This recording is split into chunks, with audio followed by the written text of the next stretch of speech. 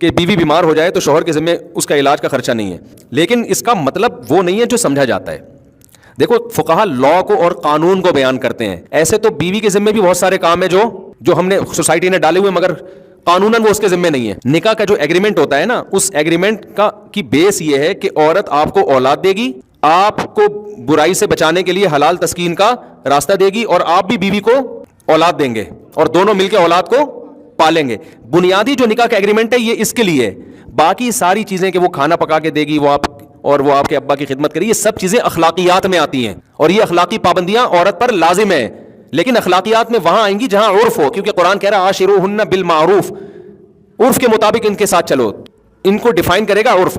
تبھی حضرات فقہاء نے لکھا ہے کہ جو عورت اپنے گھر میں کام کاج کی عادی نہیں ہے، اتنا بڑا مالدار گھرانہ ہے کہ ان گھروں میں نوکر رکھے جاتے ہیں، ان گھر کی عورتیں نہ روٹی پکاتی ہیں نہ پوچھے لگاتی ہیں. بعض ایسے اس گھر کی عورت سے جب آپ شادی کریں گے تو آپ اس سے روٹیاں نہیں پکوا سکتے، کیونکہ یہ اس کے اسٹینڈرڈ کی کیا ہے، خلاف ہے. لیکن ایک ایسے گھرانے میں آپ نے شادی کی جہاں وہ عورت وہ خود کام کرتی تھی، ان کے گھر نوکر چاکر نہیں ہوتے، کھانا خود پکاتی تھی، تو جب وہ آپ کے گھر میں رخصت ہو کر آئے گی تو اس کی اخلاقی ذمہ داری ہوگی کہ وہ آپ کی خدمت کرے، کھانا پکائے. تو یہ اخلاقیات ہیں، اور اتنی ہے کہ اگر وہ نہیں کرتی تو اس کو تانا بھی دیا جا سکتا ہے.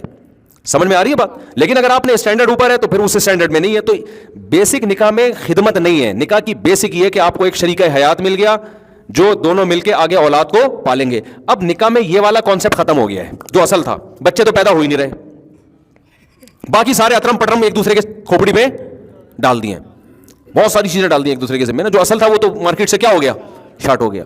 تو اب یہ بات سمجھیں کہ یہ جو حضرات فقہاء بیان کرتے ہیں نا کہ مرد پر علاج بیوی کا لازم نہیں ہے، یہ اس لیے بیان کرتے ہیں کہ سرے سے اسلام میں علاج ہی لازم نہیں ہے. اپنا بھی نہیں ہے تو بیوی کا کہاں سے ہوگا؟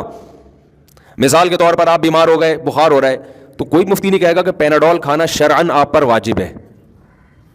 کوئی کہے گا؟ واجب نہیں ہے. ہاں احتیاط واجب ہے. بخار ہو گیا، آپ ٹھنڈ میں بنیان پہن کے بیٹھ گئے، مر جاؤ گے، خودکشی کا گناہ ہوگا.